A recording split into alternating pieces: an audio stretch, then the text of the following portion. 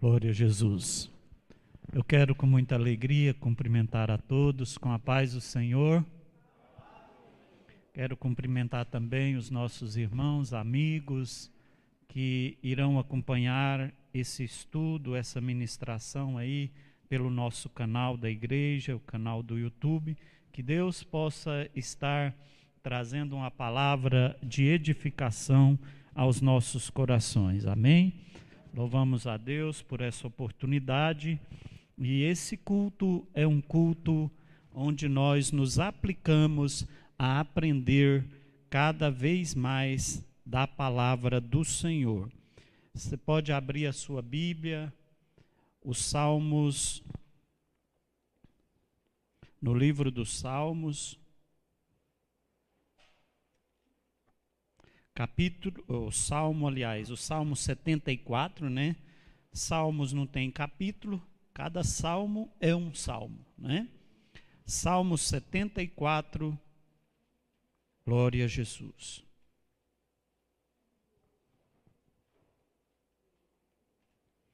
Versículo 9. Salmo 74, versículo 9. Hoje nós escolhemos um tema de muita importância para a igreja nos dias atuais. Foi importante no passado e será muito importante que nós tiremos o máximo proveito daquilo que o Senhor Deus tem para entregar a cada um de nós. Nós precisamos vencer a pobreza espiritual, não é? Esse é o tema que nós queremos discorrer com os irmãos, com a igreja nesta noite. Salmo 74, versículo 9.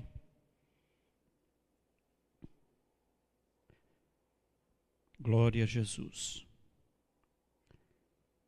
Já não vemos os nossos sinais, já não há profeta, nem há entre nós alguém que saiba até quando isto durará.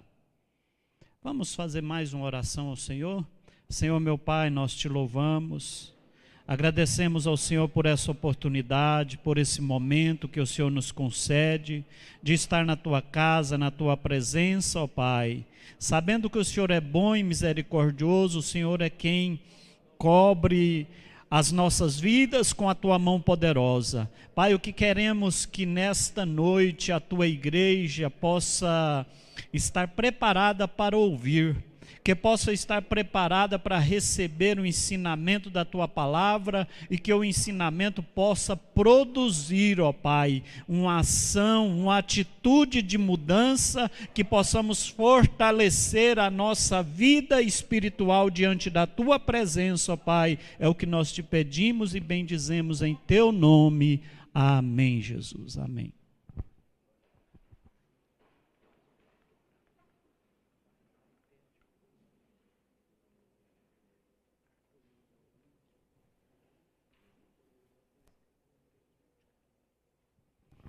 Glória a Jesus. Solicitei ao irmão Fernando que encaminhasse o link para os nossos obreiros, né? Nós temos algumas igrejas da nossa regional que não tem os cultos nas terças-feiras, mas os irmãos poderão acompanhar de lá. Alguns têm acompanhado, né?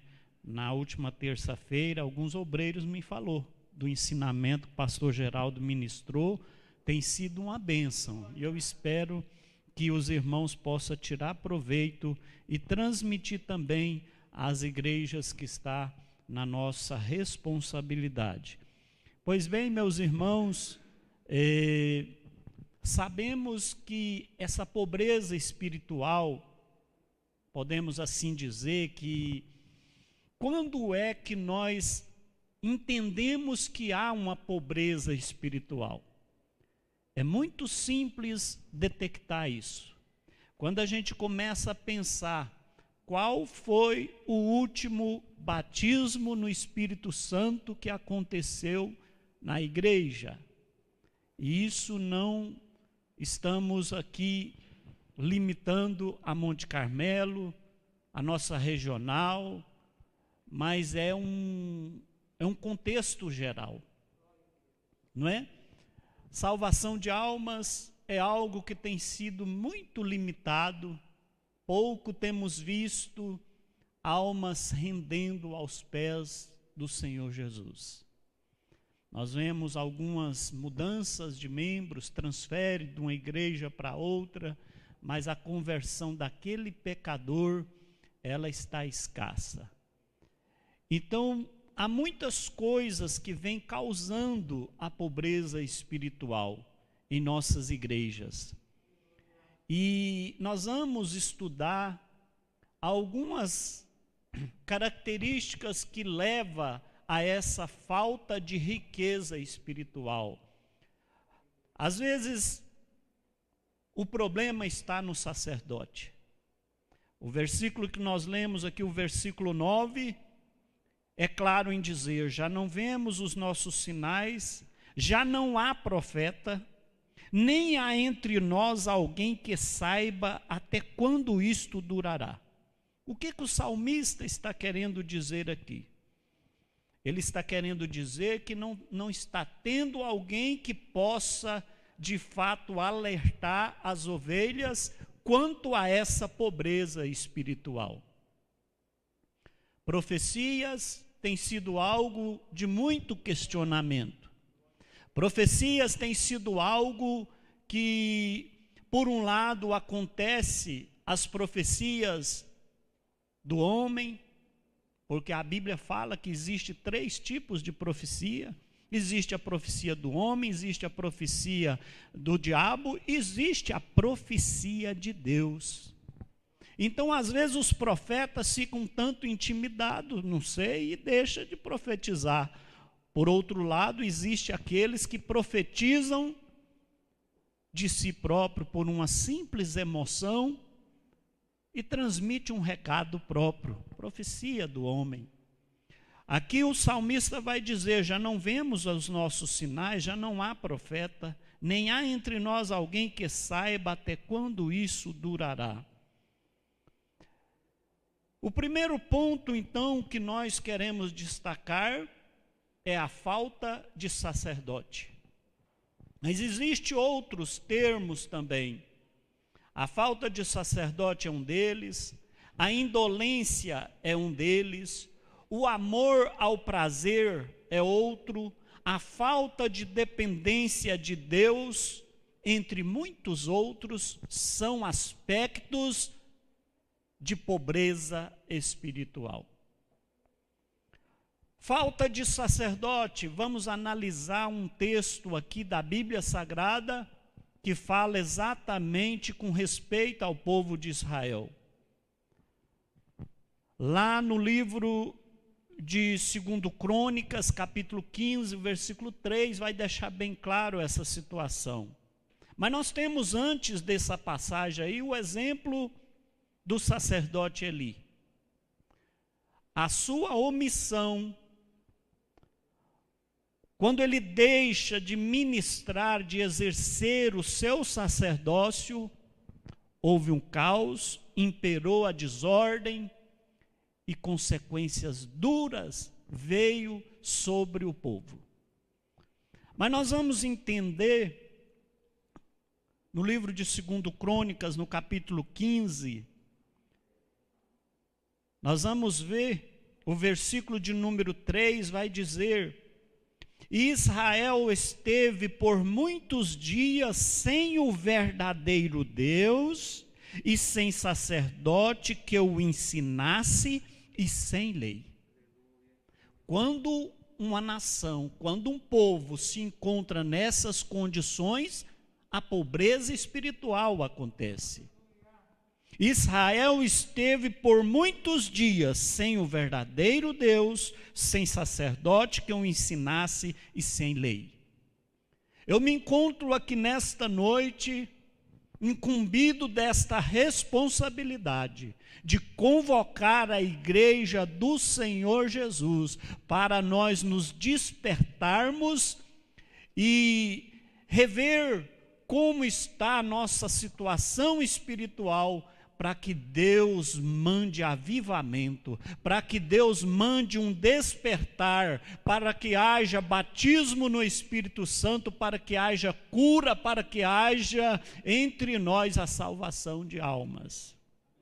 Quando o povo de Israel, para os irmãos entender um pouco aqui desse contexto, e aonde eu quero ministrar com os irmãos, inicia ali quando Salomão morre e ele deixa o seu filho Roboão, como ele assume o trono, seu filho Roboão. O que nós vamos ver que durante o governo, o reinado de Salomão, ele havia corrido com Jeroboão. Jeroboão havia fugido para o Egito e com ele acompanhou alguns israelitas. Mas na morte de Salomão, Roboão, seu filho, assume o trono, e diz a Bíblia que ele vem de Jerusalém para Siquém, e o povo de Israel vem para Siquém para nomear Roboão como rei no lugar de Salomão. Diz a Bíblia que Jeroboão também sai lá do Egito e vem para participar do movimento que colocaria Roboão como rei de Israel.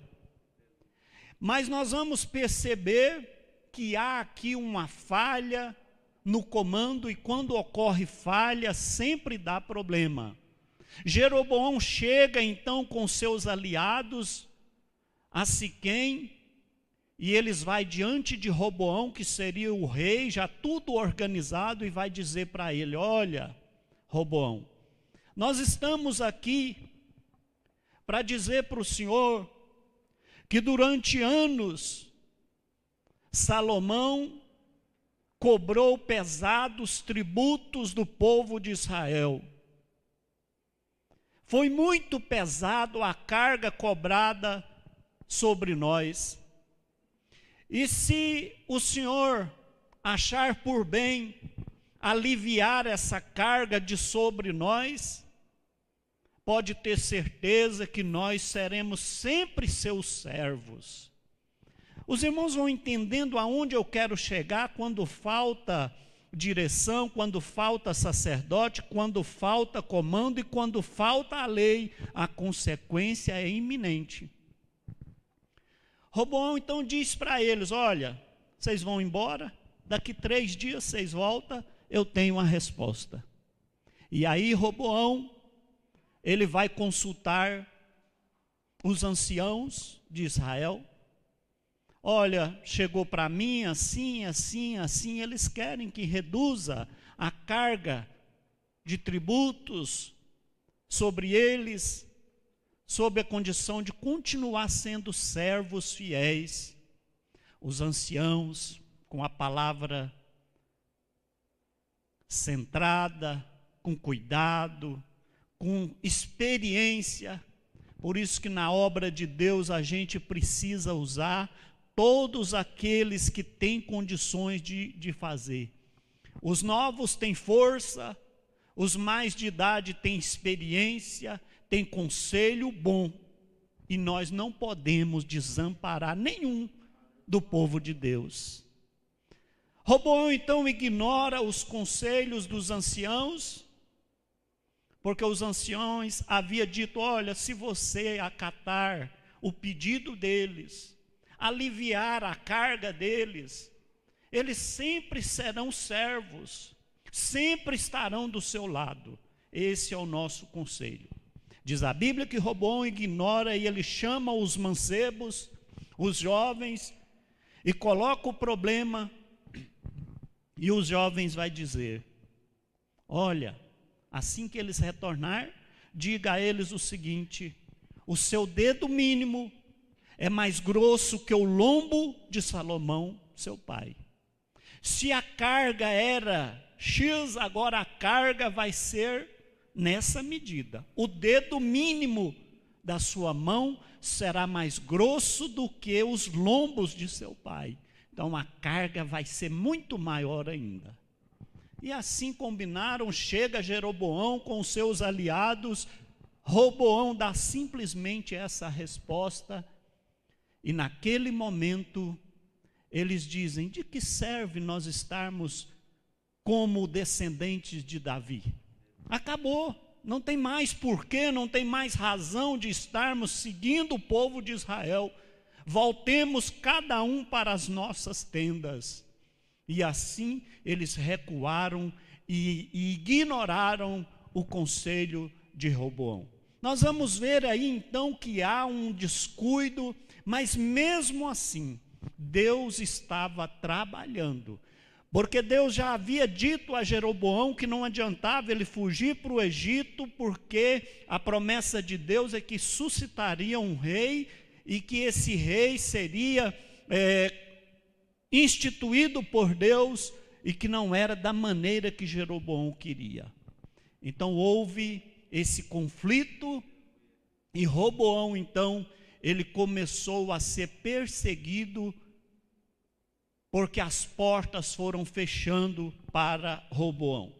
Nós vamos vendo aqui que isso foi causando uma pobreza espiritual, porque Roboão cresceu no seu coração, e ele imaginava que ele poderia ser maior do que até mesmo Salomão. O versículo de número 1 do capítulo 12 vai mostrar essa queda de Roboão, que até então estava indo muito bem. O versículo 12, o capítulo 12 de 2 Crônicas, no versículo 1 fala assim: sucedeu, pois, que havendo Roboão confirmado o reino e havendo se fortalecido, deixou a lei do Senhor e com ele todo Israel. Aí vem a pobreza espiritual. O que acontece quando se despreza a lei de Deus? Estamos entregues às mãos do inimigo. Desprezou os mandamentos de Deus, desprezou a lei de Deus, a pobreza espiritual é iminente. Diz a Bíblia que, pelo que sucedeu no ano 5º do rei Roboão, Sisaque, rei do Egito, subiu contra Jerusalém, invadiu Jerusalém, destronou Roboão, e diz a Bíblia que ainda naquele momento Roboão se humilhou perante Deus. Ei, você pode até errar, mas ainda dá tempo de consertar, ainda dá tempo de se humilhar na presença do Senhor. Diz a Bíblia que Roboão, ele se humilha perante o Senhor, e o Senhor agora vê a humilhação, e vai dizer, por boca do profeta Semaías, vai dizer: porque se humilharam, não os destruirei, antes em breve lhes darei lugar de escaparem, para que o meu furor se não derrame sobre Jerusalém por mão de Sisaque. Sabe o que eu entendo aqui nessa passagem, meus irmãos? Que Deus, quando ele pune por causa de um pecado, Deus dá uma válvula de escape para mostrar que o castigo de Deus é muito melhor do que o castigo do homem. Nós vamos ver aqui no versículo 8 do capítulo 12: porém serão meus servos, para que conheçam a diferença da minha servidão e da servidão dos reinos da terra. Aí Sisaque invadiu, levou toda a riqueza de Jerusalém, as riquezas levaram. Roboão ficou ali, mandou fazer de bronze, já não era mais de ouro, prejuízo. Fez de bronze umas peças que não tinham tanto valor, assumiu novamente, porque Deus ainda teve misericórdia, e aí eles mandam vir os utensílios de bronze e coloca na casa do Senhor, mas só depois que humilhou-se perante o Deus de Israel. Entendam então, irmãos, que Israel esteve muitos dias sem o verdadeiro Deus, sem sacerdote e sem lei.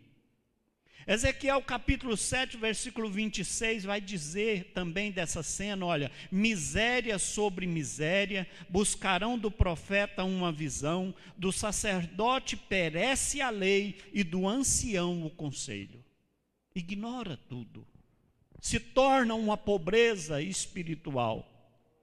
Nós vamos ver essa sequência do contexto para os irmãos entender que aí Roboão, ele se humilha perante Deus, e Deus vai atender o pedido de Roboão, e ele consegue vencer o seu governo e passa para o seu filho de nome Abias. Abias, então, lá na frente encontra novamente com Jeroboão. Mas diz a Bíblia que esse rei, filho de Roboão, Abias, fez um concerto com Deus, reinou em Jerusalém por 3 anos, ordenou a peleja contra Jeroboão. Nós vamos ver que enquanto Jeroboão tinha 800.000 homens, Abias tinha 400, a metade.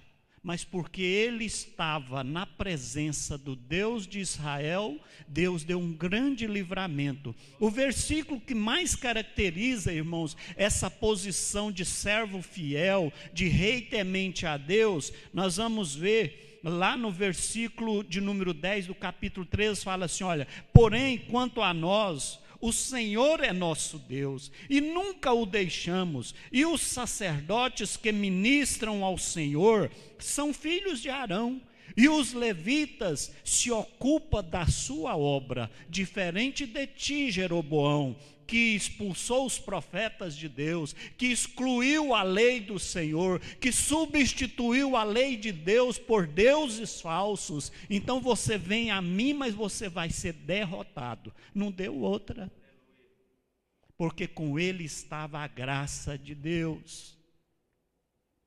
Então Deus dá a vitória, não é? E ele ainda vai dizer mais, porque nós temos cuidado do serviço do Senhor nosso Deus, porém vocês deixaram tudo isso. Eram irmãos. E quando eles, antes já havia essa proposta de peleja, Roboão contra Jeroboão, e Deus fala, olha, não é para pelejar entre irmãos, mas dessa vez aqui não teve jeito. Nós vamos ver então que a pobreza espiritual vem desde os tempos, e muito se via isso com o povo de Israel. Fome na terra era uma constante. Sempre Deus mandava fome, essa fome física mesmo na terra. Mas ao ler o livro de Amós, no capítulo de número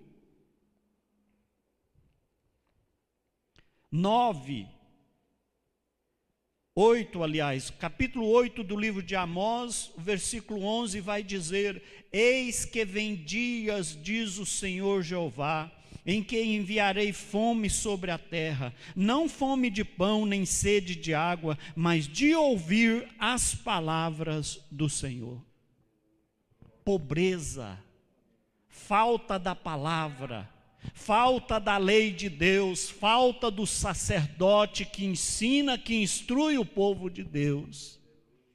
Nós louvamos a Deus porque aqui nesta igreja ainda tem sacerdote que fala, aqui nesta igreja ainda tem a lei de Deus que é mandada, que é orientada, que é colocada à disposição da igreja.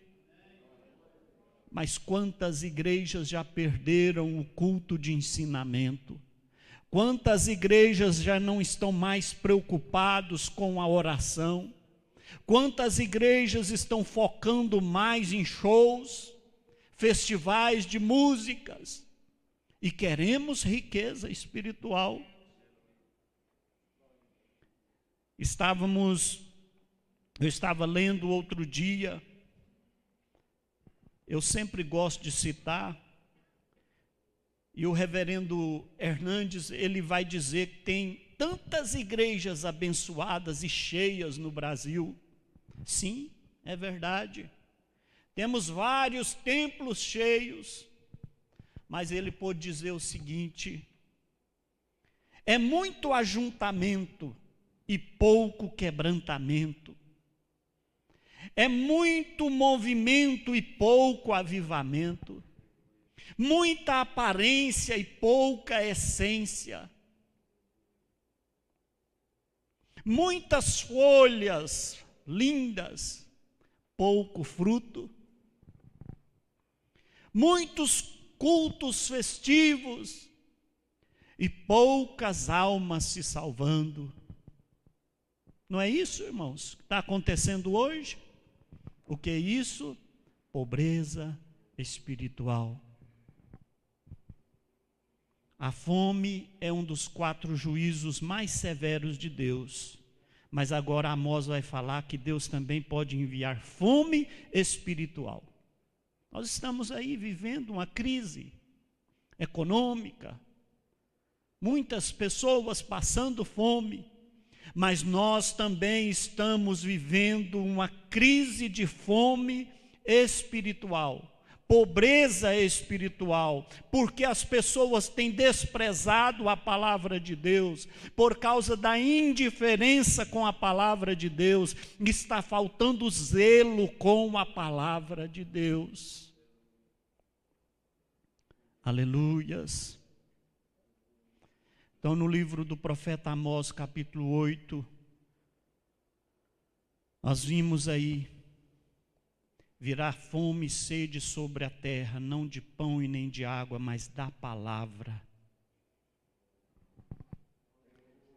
Causas que levam à pobreza espiritual. Primeiro, a indolência. É o mesmo que preguiça. Como a igreja tem sido preguiçosa nos últimos tempos. Eu preciso falar, irmãos. Eu preciso falar. Às vezes a gente chega na igreja, o culto começa às 7h30, como hoje. O culto começa às 7h30 e a gente ora de joelho até 8. E tudo que eu estou dizendo aqui, irmãos, eu vejo isso pelo Brasil afora. Eu que tive a oportunidade de congregar em muitas igrejas nos últimos 20 anos, a maioria das pessoas não consegue orar meia hora. Às vezes alguns obreiros joelham aqui, alguns irmãos aí, se levanta e olha, a igreja está todo mundo sentadinho aí, esperando começar a cantar os hinos. Não tem oração.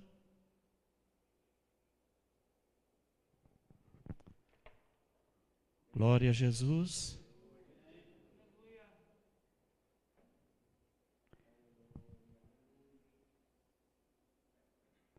Então, a pobreza espiritual, ela vem com a preguiça. Provérbios capítulo 16, versículo 10, vai dizer assim: um pouco para dormir, um pouco para tosquenejar, para cruzar as mãos e para repousar. E nós na zona de conforto, está tudo indo bem, preocupar não, o dia que der certo eu oro, o dia que der certo eu jejum, o dia que der certo eu faço a minha campanha. E enquanto isso, a pobreza espiritual vai se alastrando no meio do povo de Deus. Terça-feira passada, pastor Geraldo falou sobre a importância do batismo no Espírito Santo. Certamente Deus está direcionando para essa necessidade. Então, primeira causa que leva à pobreza espiritual, a indolência. Segunda causa, amor ao prazer. Provérbios 21, 17 fala assim, ó, necessidade padece o que ama o prazer. O apóstolo Paulo, ele vai escrever e vai dizer que quando eu quero fazer o bem, o mal eu já fiz. Porque a nossa carne milita para as coisas da carne, é o prazer. Nós temos sempre que estar batendo o prazer da carne. O que é o prazer da carne? Dormir, folgar, não ter compromisso com pagar um preço na obra de Deus. Os prazeres da carne é aquilo que satisfaz o corpo. Mas nós precisamos mortificar a carne para que o Espírito de Deus seja vivificado em nós. Aleluias. Uma outra causa, desprezo pelas coisas do Pai. Quantas pessoas têm desprezado a casa ou as coisas do Pai? Eu fico lembrando daquela história lá do filho pródigo, né? Nós vamos entender lá no capítulo 15, a partir do versículo 11, desprezo pelas coisas do Pai. O jovem tinha tudo. Essa parábola que Jesus Cristo mesmo narra, ele quer trazer uma riqueza de ilustração, de orientação tão grande para nós, porque muitas vezes nós estamos na casa do Senhor, recebendo o alimento certo, na medida certa, mas a carne quer ultrapassar essa barreira e satisfazer os desejos da carne. Aquele moço chega para o pai e pede a parte que lhe cabia da herança da fazenda. E diz a Bíblia que o pai atendeu, repartiu por eles, e poucos dias depois o filho mais novo, ajuntando tudo, partiu para a terra longínqua e ali desperdiçou sua fazenda, vivendo dissolutamente. Essa palavra dissolutamente significa sem regras. O que acontece com as pessoas aí no mundo? Vivem dissolutamente. Uma grande guerra, uma grande batalha de interesses está acontecendo com essa sociedade doente. Os valores morais, os valores históricos do respeito aos pais não existe mais, porque as pessoas não querem mais se submeter nem às ordens de obediência dos pais biológicos e nem tampouco às ordens da palavra de Deus. Aí sai e vai embora. Há poucos dias eu atendi um jovem aqui, eu não o conhecia, e ele chegou e chamou e falou que queria conversar comigo. E eu chamei-o. E logo ele já começou a acusar a igreja, acusar os jovens da igreja. E eu tive que interrompê-lo e disse para ele: me explica, o que mesmo você veio fazer aqui? Não, eu vim aqui porque eu quero que o senhor me abençoe e me dê a carta para mim ir para uma outra igreja. Mas eu não conhecia esse moço. Eu disse: quanto tempo você está fora da igreja? Uns 5 meses. Eu falei: você está no lugar errado, você veio na hora errada. Primeiro, eu não posso dar carta para uma pessoa que eu não conheço. Segundo, esse jeito seu de atribuir defeito às pessoas vai levar a sua alma para o inferno. Você pode procurar 1000 igrejas, você não vai achar a igreja perfeita que você quer. Agora, te dou um conselho: muda a sua vida, eu vou orar por você. Agora, carta eu não posso te dar. Para Deus ter misericórdia de você, para parar de achar defeito nos outros. A Bíblia manda nós olharmos para Jesus. Então tem muitas pessoas que quando ele está na pior da situação, ele acha um jeitinho ele quer ir para o mundão e ele começa a culpar a igreja, começa a culpar os crentes, começa a culpar tudo. E querem viver dissolutamente. não se satisfaz de estar seguro na casa de Deus. Então aquele jovem, e veja bem, irmãos, como o inimigo trabalha. O filho saiu do aconchego do lar, foi viver dissolutamente. O que a Bíblia vai falar no versículo 14? Havendo ele gastado tudo, houve naquela terra uma grande fome. Fome é o que mais acontece quando um desviado sai e vai lá para o mundo. Logo ele já encontra fome na sua frente, porque tudo que ele faz, que ele pratica, no outro dia é um vazio tremendo na alma. É assim que eu já ouvi dizer. Pela misericórdia de Deus, eu nunca tive esse dissabor de sentir, mas eu já ouvi muitos depoimentos. As pessoas procuram na bebida, procuram nos vícios, mas no outro dia de manhã é um vazio profundo. Eu já trabalhei com alguns colegas, e a minha vida, no dia, quando dava na segunda-feira, eu tinha tristeza, porque eu chegava de manhã e ouvi o quanto eles tinham sofrido no final de semana, as farras, as bebidas, a prostituição, e na segunda-feira era só lamento, só tristeza. Ainda queria que eu falava, olha, conserta a sua vida, abre mão das coisas deste mundo, porque não vai adiantar. E é assim. Veio grande fome e começou a padecer necessidade. Ei, é isso que o inimigo quer. Te jogar lá no mundão para você passar fome. Fome de tudo. Fico vendo, ele desejava encher o seu estômago com o alimento dos porcos. E a Bíblia vai dizer, o versículo 26, e ninguém lhe dava nada. Pobreza, lá no mundo é assim. Ninguém tem nada que presta para oferecer, porque diz a Bíblia que este mundo jaz no maligno.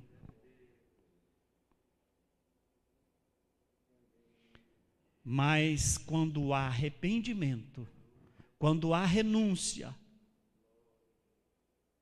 há íntima compaixão. Versículo 20, se moveu de íntima compaixão e correndo lançou-se-lhe ao pescoço e o beijou. Então, o filho pródigo é um exemplo de desprezo pelas coisas do pai. E isso tem causado muita pobreza espiritual. Tem muitos filhos pródigos dentro da igreja. Não quer saber das coisas, é mais é o crente domingueiro, Outro dia eu vi um postzinho do bispo Abner, eu queria até depois ler para os irmãos, mas eu acho que eu vou deixar, irmãos, para ler no domingo, que a igreja está cheia, para ver o quanto nós estamos gastando o nosso tempo na casa do Senhor. Dá menos de 1%. Para o crente que só vem aos domingos. Eu vou ler isso aqui, depois vocês me lembram, viu? Num dia de domingo, para nós entender como está sendo usado o nosso tempo na obra do Senhor. Então, desprezo pelas coisas do Pai. Saiu rico, levou tudo conforme o direito da lei, desperdiçou tudo vivendo dissolutamente. É interessante, irmãos, que o desviado, ele sai com os dons, não é verdade? Pessoas que cantavam, pessoas que oravam, pessoas que pregavam, sai com os dons e sai com alegria e tudo se perde lá fora. Por que eu estou dizendo isso? Porque traz uma amargura na alma da gente de ver tantas pessoas desviadas dos caminhos do Senhor. E domingo eu lancei o desafio, na próxima semana nós vamos abrir uma campanha de oração de madrugada para Deus resgatar os irmãos que se encontram afastados dos caminhos do Senhor. É uma necessidade. mas não é fácil. Sabe por que não é fácil? Segundo a epístola de Pedro, ele vai dizer que quando as pessoas fogem da justiça de Deus, abandonam os caminhos do Senhor, e quando ele vem para a casa do Senhor e depois volta de novo para o mundo, diz a Bíblia que o segundo estado é pior do que o primeiro.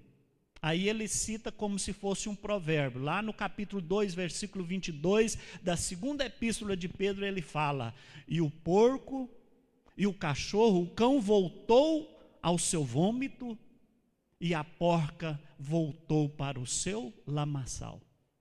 Comparando a dificuldade que é para as pessoas que se afastam da igreja retornar aos caminhos do Senhor. Mas se a igreja se puser em campanha de oração, nós vamos ver essas pessoas retornando à casa do Pai pela presença impulsora do Espírito Santo de Deus.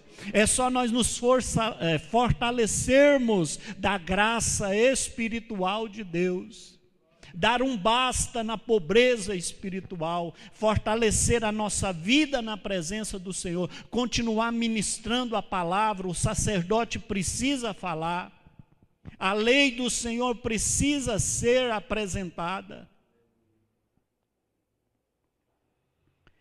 Então, meus irmãos, um outro ponto da pobreza espiritual: falta de dependência de Deus.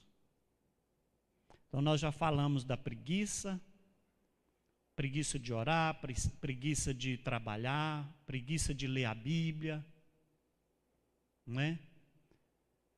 Repito aqui, nós somos a geração intelectual em mídias sociais, mas somos a geração analfabeta da palavra de Deus. Mas eu louvo a Deus porque essa igreja tem buscado leitura da Bíblia. Os jovens têm lido a Bíblia, as irmãs estão lendo a Bíblia, creio que os varões estão lendo a Bíblia, e nós não vamos perecer por falta de conhecimento da palavra de Deus.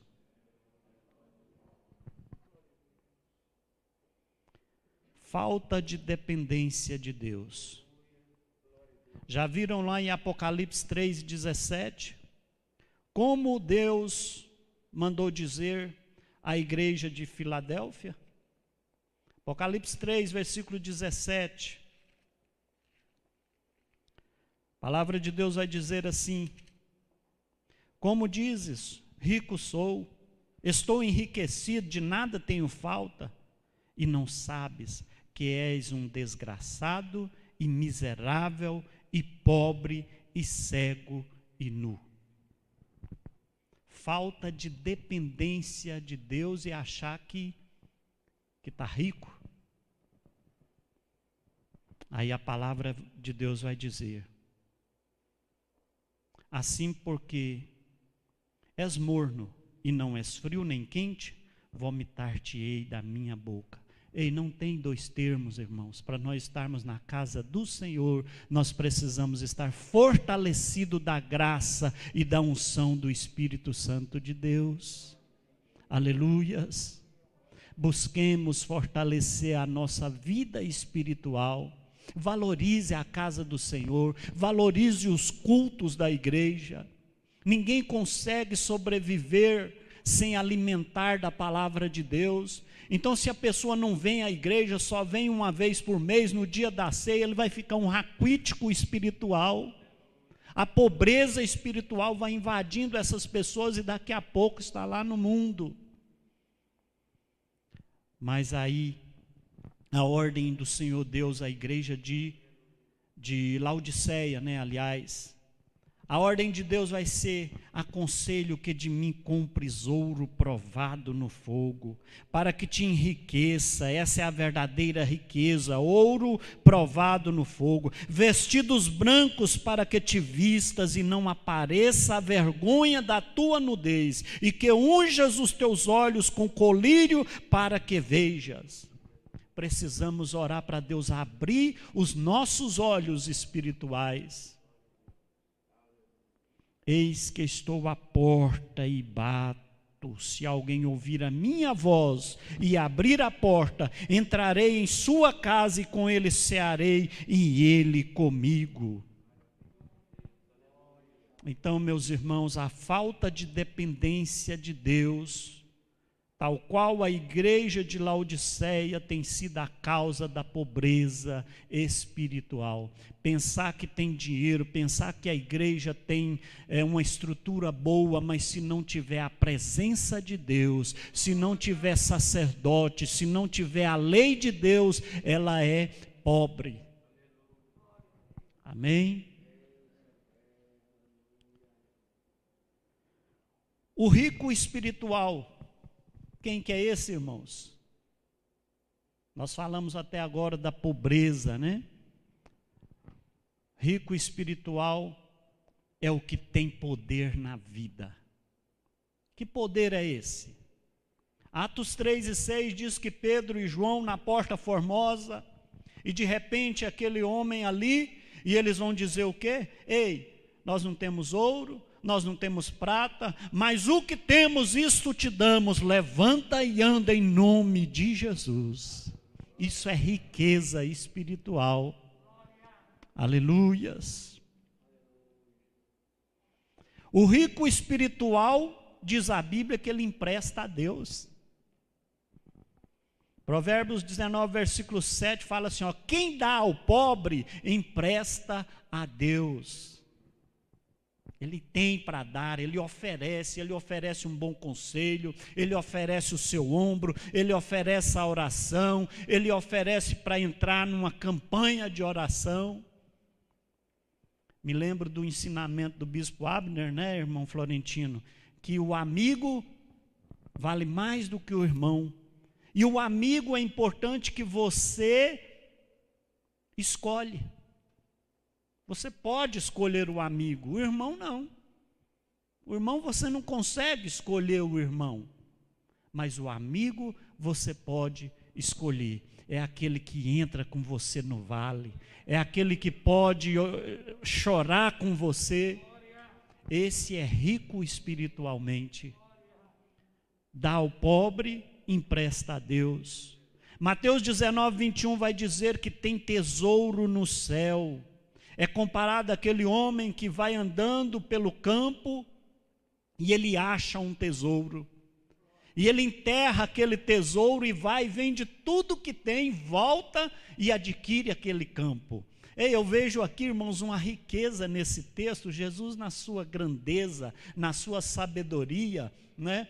Ele vai contar essa parábola aí. Nós vamos ver que o homem vai andando e ele acha um tesouro. É importante que Jesus não falou, olha, você pode desenterrar e levar ele. Não. Jesus, como sempre foi correto e justo, ele traça aquela parábola, olha, ele foi, vendeu tudo que tinha, veio, comprou o campo e se tornou proprietário do tesouro. Então assim é a vida do crente rico, tem tesouro no céu, vende tudo que tem. O que é vender tudo que tem? Vender, abrir mão, renunciar. A Bíblia fala que nós temos que renunciar. É como aquele homem rico que chega para Jesus e fala, mestre, o que eu hei de fazer para herdar a vida eterna? Né? Jesus vai falar, olha, tem que obedecer aos mandamentos. Mas aquele homem, ele responde, tudo isso eu tenho feito. Então vai, vende tudo que tens e dá aos pobres. Aí essa hora aperta, né? Porque a gente sempre quer achar que a gente está fazendo tudo certinho. Qual que é a verdadeira religião que o apóstolo Tiago escreve? Nas suas necessidades. Essa é a verdadeira religião. Então, meus irmãos, o rico espiritual tem depósito no céu. Mateus 6:20 fala, olha, ajuntai tesouros no céu. Eu não estou aqui para dizer, irmãos, que nós não precisamos trabalhar. Pelo contrário, nós precisamos trabalhar, porque Jesus pôde dizer assim, ó, meu pai trabalha até agora e eu também trabalho. Nós precisamos trabalhar. Mas nós precisamos pensar que o melhor trabalho é aquele que nós trabalhamos na obra do Senhor e faz depósito no céu. Essa é a riqueza do crente, é juntar tesouro no céu. O apóstolo Paulo, escrevendo a Timóteo no capítulo 6, 19, ele fala: guarde para si mesmo um bom fundamento para o futuro, para que possa alcançar a vida eterna. Glória a Jesus. Então nós precisamos entender, meus irmãos, que o rico espiritual tem depósito no céu, tem futuro garantido de vida eterna.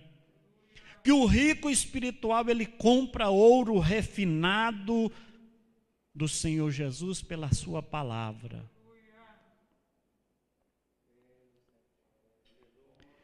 Encontrando a riqueza. Para nós encontrar a riqueza, o que aquele homem lá que encontrou o tesouro fez? Vendeu tudo que tinha. Para ficar com o quê? Com o prêmio. Trazendo para nós aqui um símbolo. Abre mão das coisas que você tem feito, que você acha que não está te dando riqueza espiritual. Se cuide para fazer mais a obra de Deus. E você vai ser abençoado, você vai ter um tesouro no céu. Então, Mateus 13, 44, para finalizar, diz que o reino do céu é semelhante a um tesouro escondido. Achou o tesouro? Abre mão de tudo que você tem e compra esse tesouro, e é a sua garantia de vida eterna, a riqueza espiritual. Amém? Deus está em busca de pobres espirituais para fazê-los verdadeiros milionários no céu. Nós somos herdeiros dos céus através da aceitação de Cristo e somos enriquecidos pelos dons espirituais. Então, que Deus em Cristo Jesus possa abençoar a sua igreja, que nós possamos buscar o enriquecimento espiritual, e a igreja vai prosperar cada dia mais na presença do Senhor. Amém? Deus abençoe os nossos irmãos, Deus abençoe os participantes da rede social, que Deus possa nos conceder novas oportunidades de aprendermos da sua palavra. Glória a Jesus.